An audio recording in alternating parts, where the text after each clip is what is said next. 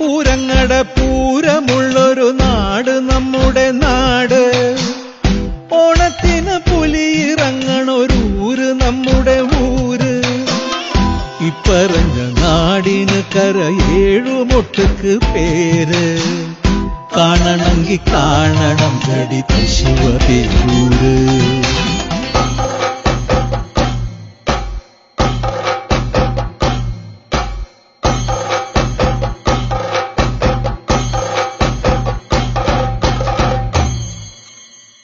നാടിനൊത്ത നടുവില് പച്ചക്കൊട പിടിക്കണ കാട്.